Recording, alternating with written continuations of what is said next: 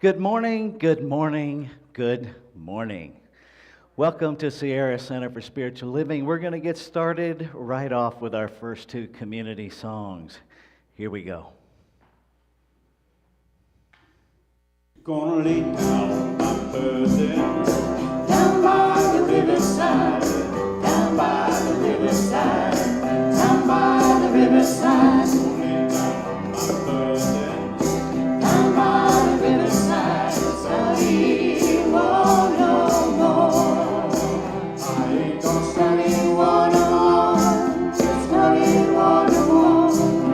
Ain't gonna study war no more. Study war no more. Study war no more. Study war no more. Gonna lay down my sword and shield down by the riverside, down by the riverside, down by the riverside. Gonna lay down my sword and shield down by the riverside. Study war no more. Study war no more. Study war no more. Study war no more. Study war no more. Study war no more. Study war no more. I'm gonna put on my dancing shoes down by the riverside, down by the riverside, down by the riverside. I'm gonna put on my dancing shoes down by the riverside. Study war no more. Study war no more. Study war no more. Ain't gonna study war no more. Study war no more. Study war no more. Study war no more.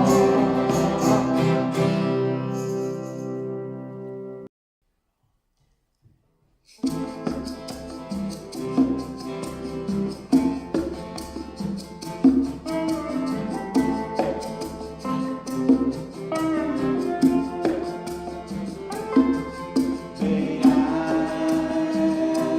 be happy. May I know peace. May I awaken to the light of my true nature, and may I be free. May you be happy. May you know peace. May you awaken to the light of your true nature, and may you be free. May we be happy. May we know peace. May we awaken to the light of our true nature, and may we be free. Oh, with me now.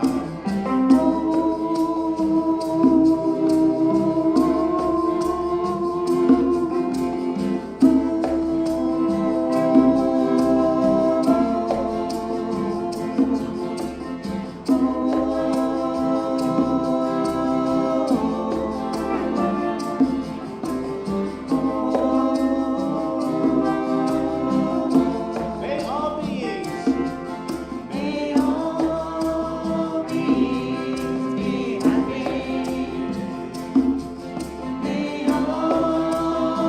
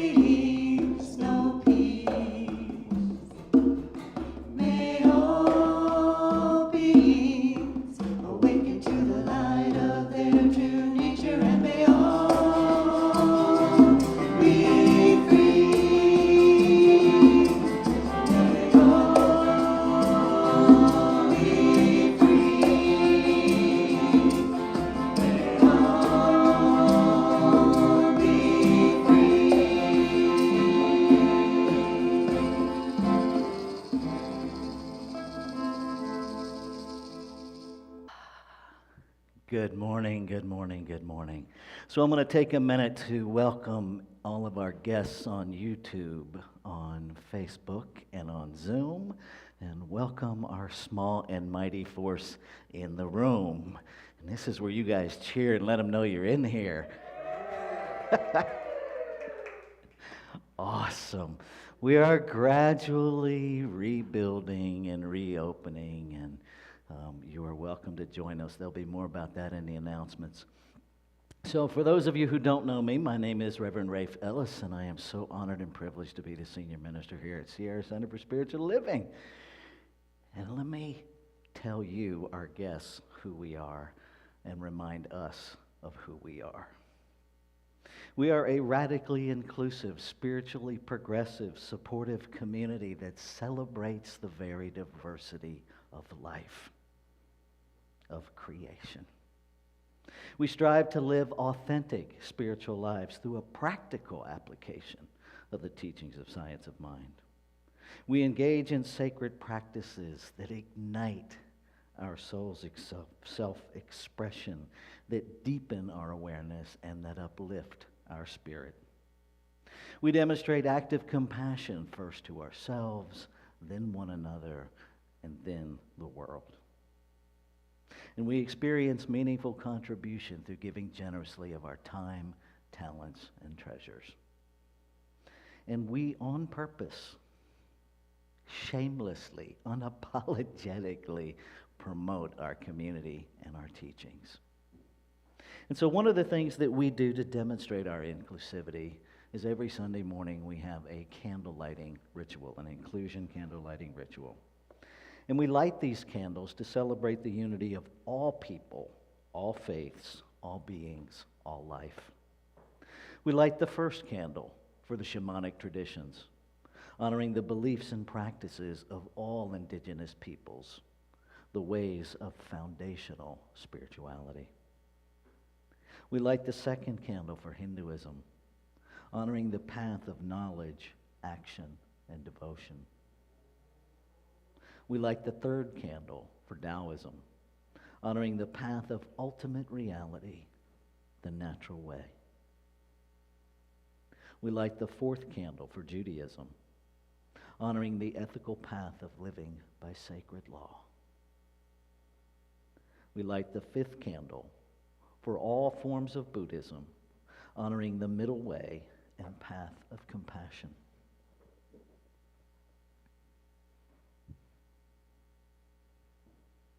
We light the sixth candle for all forms of Christianity, honoring the teachings of Jesus as the path of love, forgiveness, and healing by the presence within.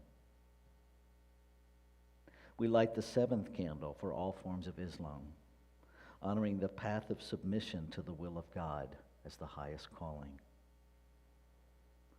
We light the eighth candle for the religion of Baha'i, honoring the path of unity and peace.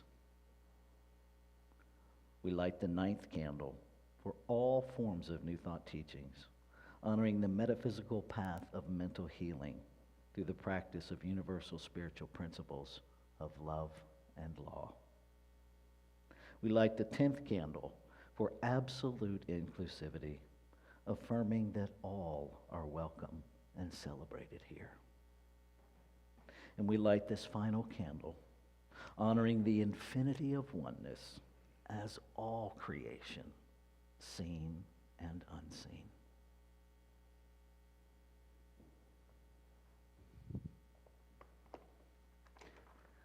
And so I invite you, wherever you are, let's fill this universe with song. So indeed, you will see the truth of this next song. Let it be so. Here we go.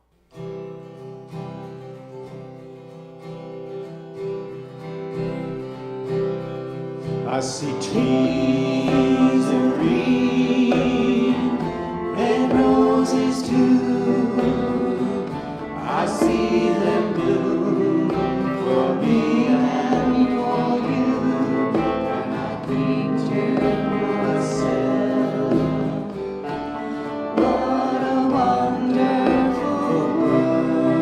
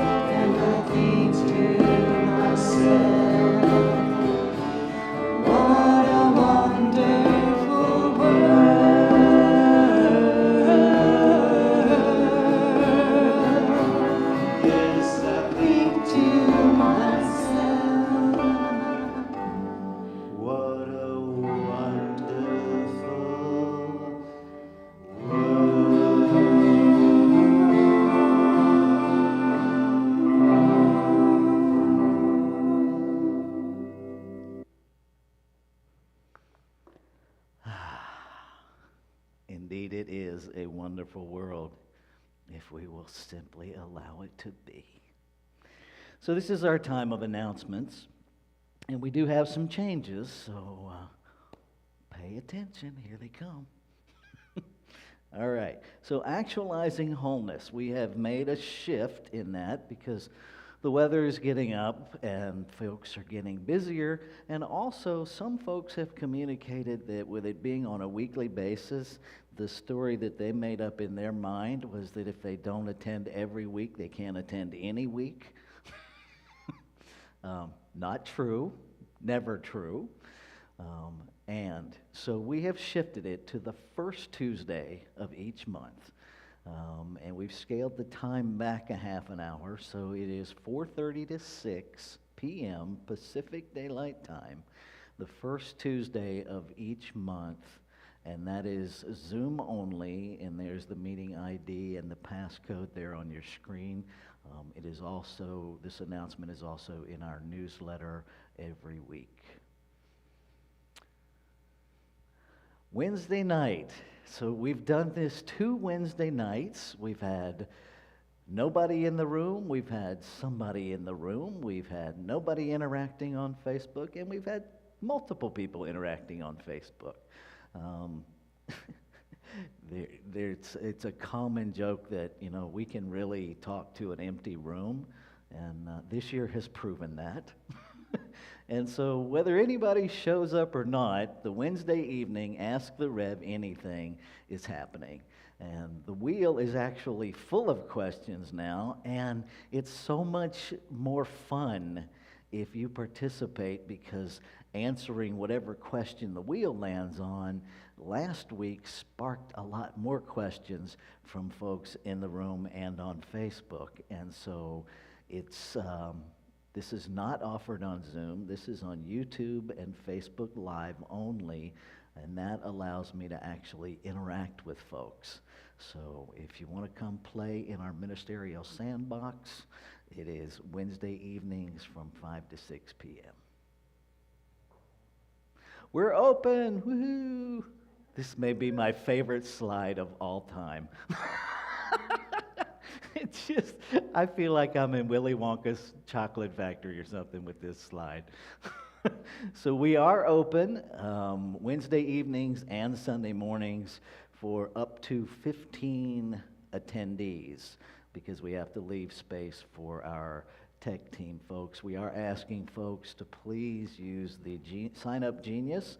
If you're having trouble with that, email me. I'll add you to the list. That just gives us some idea of who's coming. Like this morning, I knew that I had couples coming, so I reconfigured the chairs so they could sit together unless something's going on and they don't want to, and that's up to them. All right, what do we have next? Okay. So I left the values clarification open for a whole month for the phase 2 part, and we did have several folks chose to include themselves in that process, and the whole thing was designed to surface 7 core values, and it brilliantly, the universe never ceases to amaze me.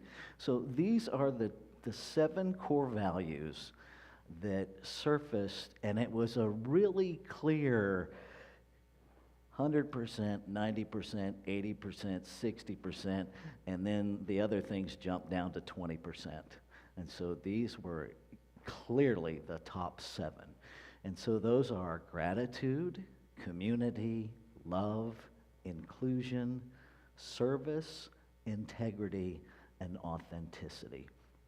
And you will see over the next coming weeks, there'll be some changes in the Sunday service where we are addressing those core values, our community's core values, on a regular basis.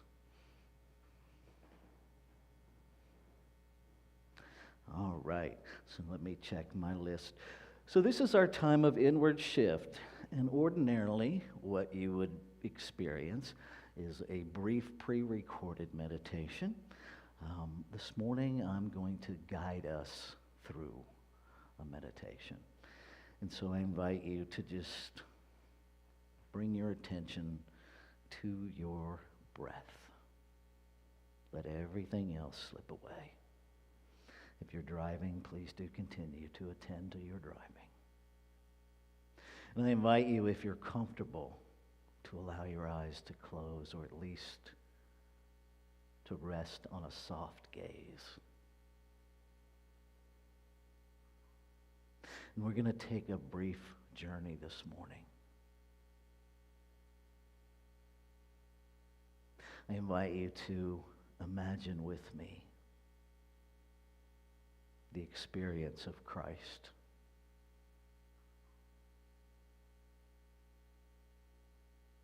Imagine not defending at your trial. Imagine being so certain of who you are that no part of you offers any resistance to another's idea of you.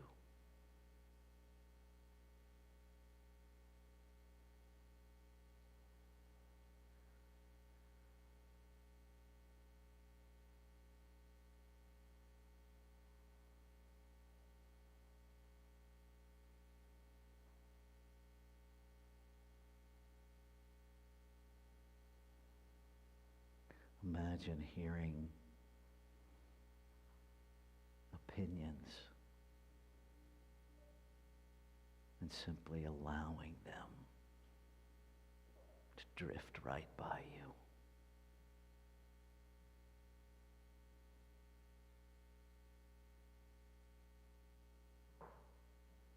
Imagine yourself knowing with such certainty that you are unmoved of the truth of you.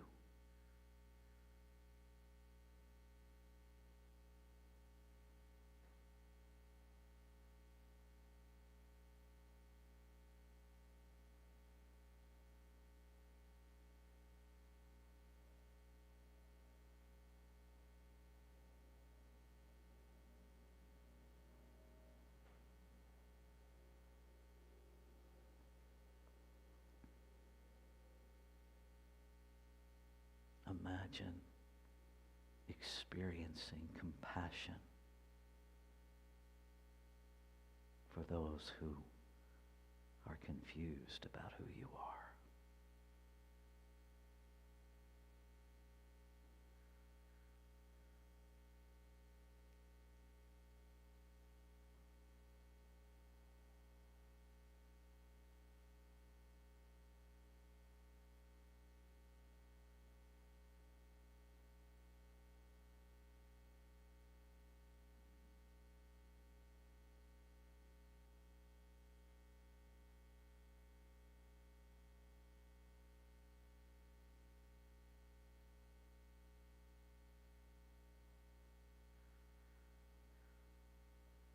Imagine celebrating every expression of life equally.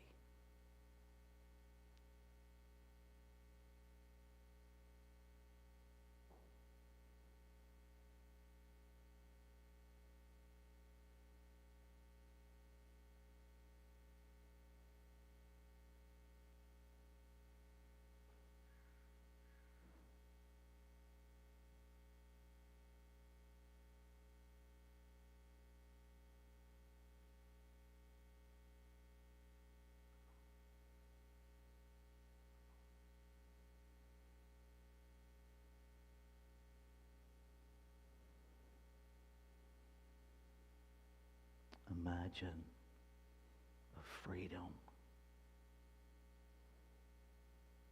a complete absence of discord as you recognize your complete oneness with all of creation.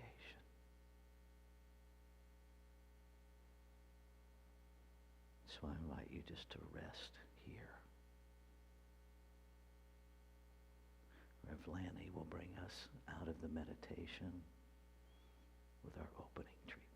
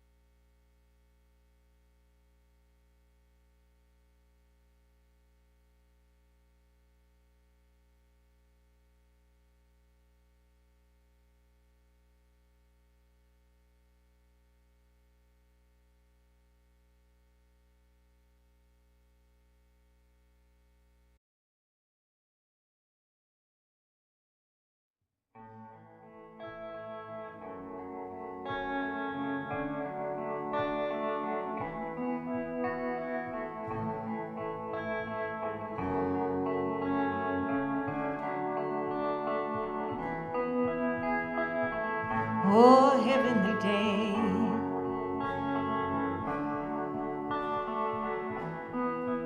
All the clouds blew away today.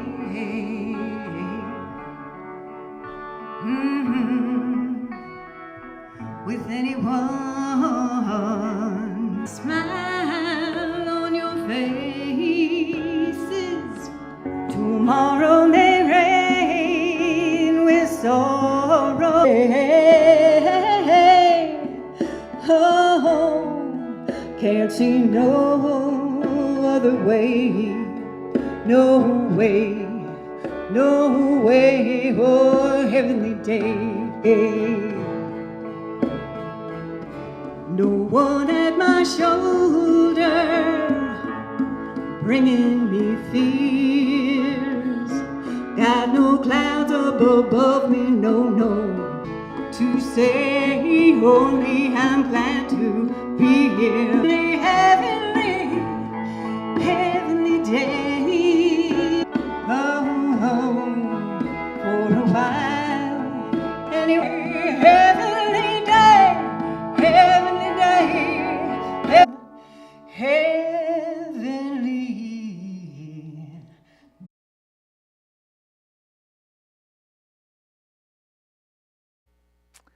Let's take a breath together.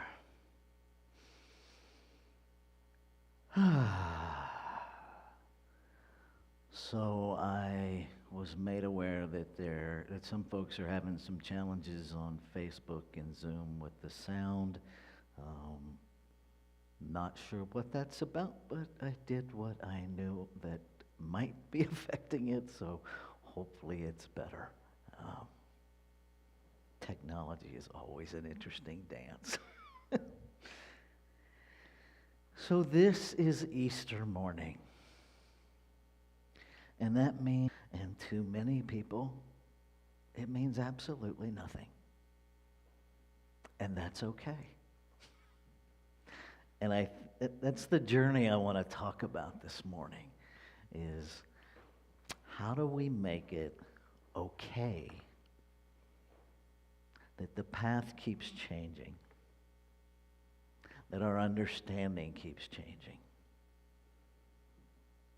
And I also want to bring our attention to how much doesn't seem to be changing.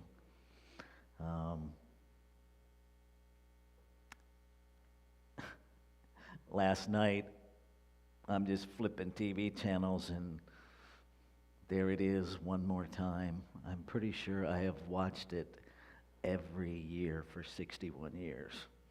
The 1956 Ten Commandments. Now, I'm still confused why they play that this time of year. I just know that they do. And I was really, how you see something over and over and over, and all of a sudden you see it with new eyes and with new ears.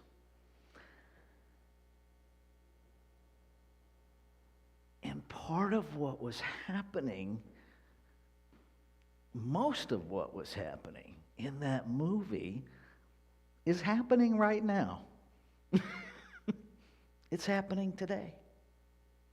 It's just we're wearing different outfits, driving different vehicles, and we have a different battleground. I caught this little, wow, did he really say that moment, where Ramses was talking about and his power. And what he said was, I have become prosperous because I have hardened myself to care. Did you catch that? I have become prosperous because I have hardened myself against caring. How many of us are suffering from toxic individualism. That that our idea of prosperity comes at someone else's expense. That we're operating from this idea that there's only so much, and I have to get mine. And I don't really care if you get yours or not. In fact, I think I should probably take yours to make sure I get mine. Some people call that capitalism. I don't know that it is or it isn't. This is not a talk about economics. But what I do know is that is keeping us apart. It is keeping us sick. It is keeping us limited from our good. The other thing that I really noticed last night was that when Ramses sent out the decree for the firstborn to be killed, what he set in motion was killing his own son. What we do to other people, we do to ourselves. It's inevitable. I was reading this morning in Dr. Howard Thurman's Jesus and the Disenfranchised. And he's talking about hatred and whose hatred is more righteous. And is there such a thing as a righteous hatred? But history is filled with righteous hatred. It's filled with it. This morning we're looking at the path less traveled. And perhaps the path less traveled requires us to first recognize the path we're on. Right? Who do we want to crucify? Because it's not lost on me that this morning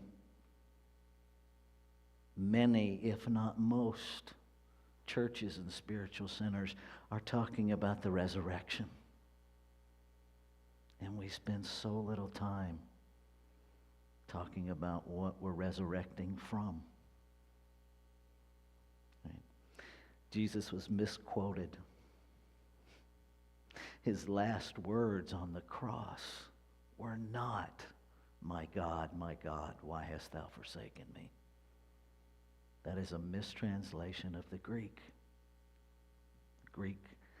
from the Aramaic.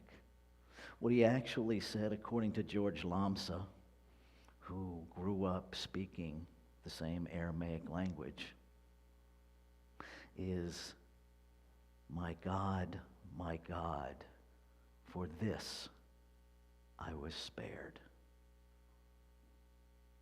That's a very different final word than "you have forsaken me." Jesus' message to us, his example to us, is that we are not our bodies. That we are immortal beings traveling in a finite mortal container. He knew his entire journey who he was. Do we know who we are? Or are we falling into the Ramses thought process of hurting people who hurt us only to, in the end, hurt ourselves a little bit more? Because I think that's the message that's available to us, is to really, Jesus was all about oneness. All about oneness. His whole message, while everyone around him was making him separate, his whole message is, I'm not separate. I and the Father are one. What you see in me is in you. We are all one. Over and over again. That was Jesus' message. And he was crucified for it. He was crucified because he didn't play the earth game the way it was set up. Jesus was perfectly at peace and comfortable, hanging out with the highest of high echelon, the prophecies and the pharaohs, and he was equally comfortable hanging out with the hookers and the thieves. See, he didn't separate us based on how we showed up in the world. He understood that he was one with everybody, and he didn't get caught up in people's behaviors. I think about today being the anniversary of the assassination of Reverend Dr. Martin Luther King in 1968. And how that is a crucifixion. And how the continued movement for nonviolence and peace and equity and justice is a continuous resurrection. And how do we bring this into our own life? What is happening for you? Where there is unforgiveness. Because I'm absolutely certain that it is our wounds of unforgiveness that create any desire to crucify ourselves or someone else. It is that unhealed woundedness that seeks retribution. Our affirmation this morning was about taking the road less traveled, the path less traveled. We can't actually say the road less traveled. That would be a copyright violation. Right? But are we willing to take the path less traveled of forgiveness? To call a thing and then let it go. To truly transform those wounds within us from places of resentment to portals of peace and love. Are we willing to do that? All last month we talked about transformation, ending with true transformation renders the previous version unrecognizable. Are we willing to pick up our cross, our resentments, our hatred, our separations,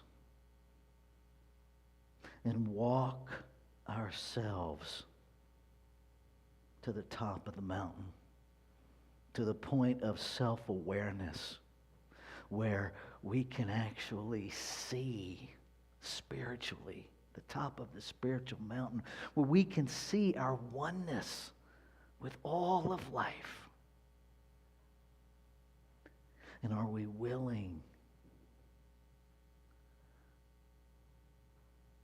to crucify, lovingly crucify, that inner liar? Are we willing to nail that to a tree, to let it go, to truly be transformed, and allow the Christ consciousness within us, the truth of us, the us that the angry, hurtful, resentful us has been hiding? Are we willing to allow that to resurrect?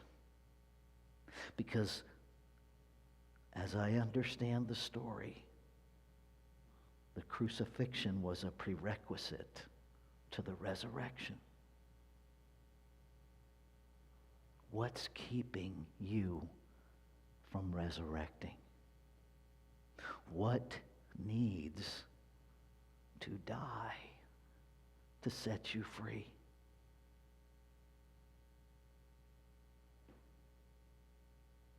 What I can promise you from the certainty of my own experience is that every ouch, on the other side of every resentment, on the other side of every I hate you, is an amazing hallelujah. It may change nothing about them. It will change everything about you. Your freedom, your path, is about setting you free. If we would do our social justice work from a perception, from an intention of freedom for all, I think we'll get there more quickly. I know that Dr. King knew that. He knew that. And I imagine him spending many, many nights on his knees forgiving and forgiving and forgiving again those that brutally abused him. What I admire most about Dr. King, what I strive for the most, is the resilience. That part within him that in the confines of the Birmingham jail went inward and loved his captors and told the truth. Can we do that? Can we use these teachings? Can we look at our own material? We believe in the eternality, the immortality, and the continuity of the individual soul forever and ever expanding without going to separation. Because in that statement, Dr. Holmes is not talking about the separation of the individual. He's talking about an individualized experience. He's not talking about separation. We believe that heaven is within us and that we experience it to the degree that we become conscious of it. You can be on an island surrounded by water and have no idea that there's any water available. Right? You got to go to the edge of the island to find the water. Are we willing to go to the edge of our belief systems to find our magnificence? Are we willing to go to the edge of our comfort zone and then step completely outside of it so that we can experience our magnificence? Because I'm telling you, your magnificence, this forever and ever expanding, requires us to get outside of our comfort zone. You can't stay all nice, neat, and comfy in the cocoon and expand. We got to bust out.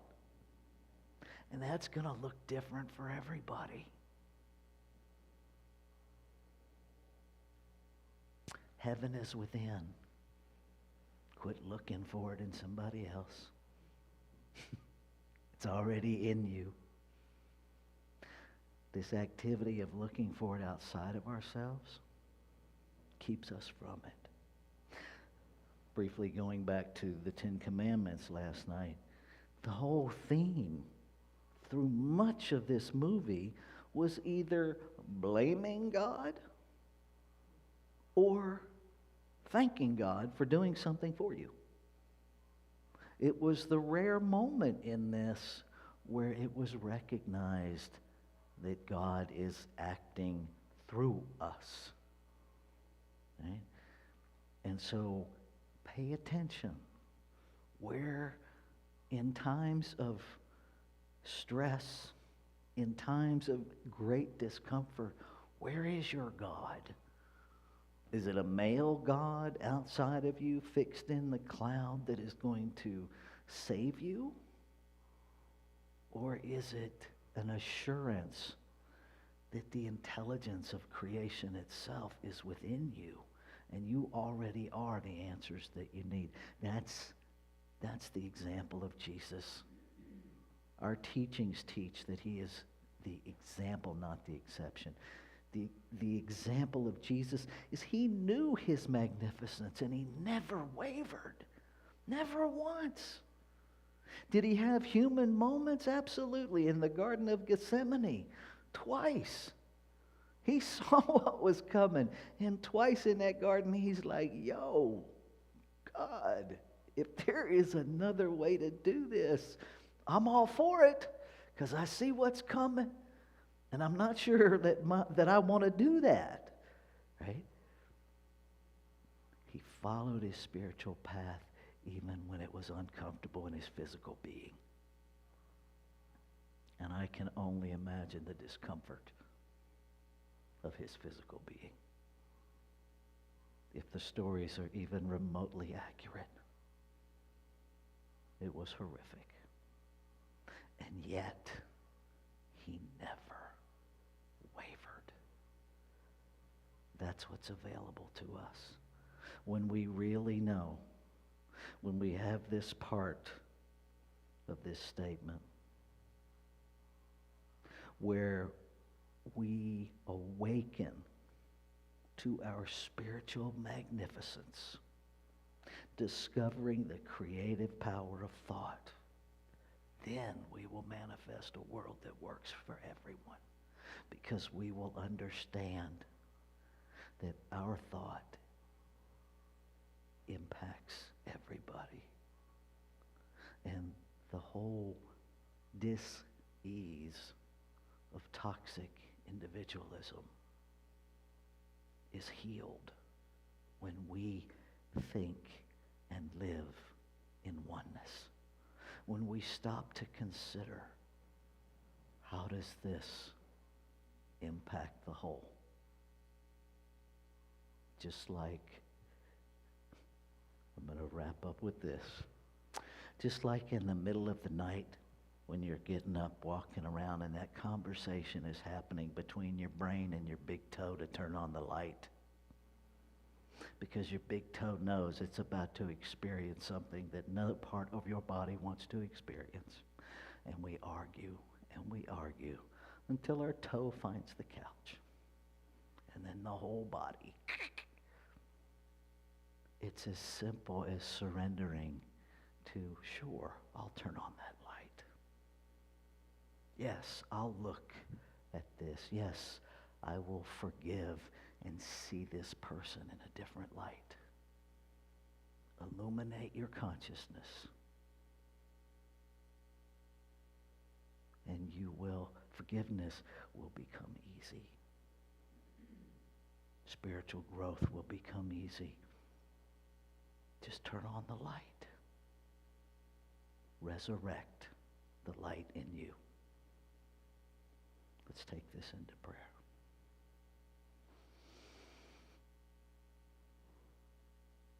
And so what I know is that there is only one infinite, ever-present allness. That it is having its way, unfolding itself as life this day. That it is the singular source out of which everything is created. That it is so much more than what we experience in this physical realm. It is the very source of everything that we see, feel, and experience. And so I know that being created out of it, by it, to be it, I must be that in form. And I know that what is true of me is true of all life. All life. All beings. The space between.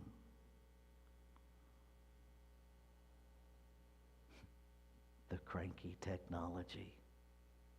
The seeming internet failures. All the path less traveled. All the infinite unfolding. And so I simply allow it to be perfect in my experience. To let go of all the stories I'm making up.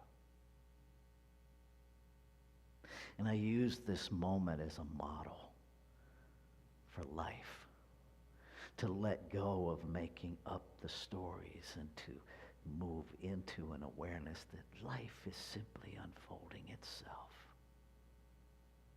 To let that be my experience. To surrender.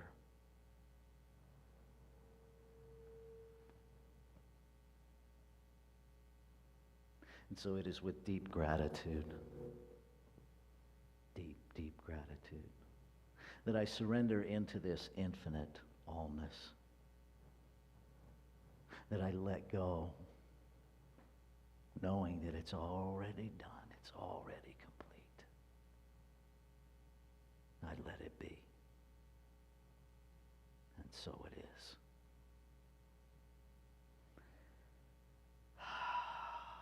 Let's take another breath together. So this is our time of sacred giving. And so we're going to do a call and response for our intentional giving statement, since it's behind you. I give this gift with love and joy. From a consciousness of abundance. Divine love blesses and prospers all that I have.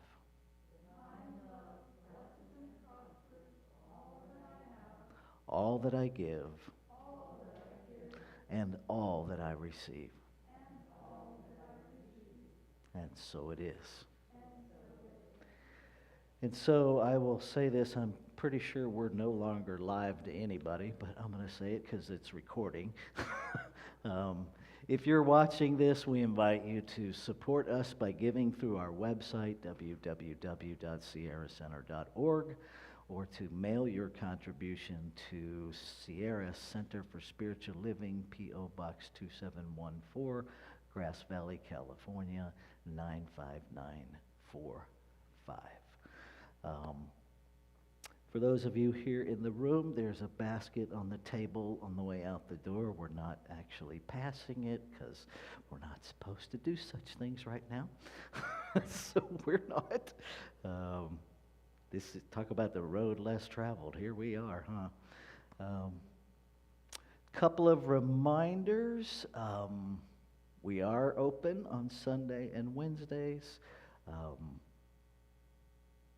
Love to have you join us. Love seeing you guys here. It's really nice to get into a different habit of looking around the room at people instead of just at the camera now. So it's growing me in a really interesting way. Reminder that July 4th, we do have the pavilion rented because it carried over from last year.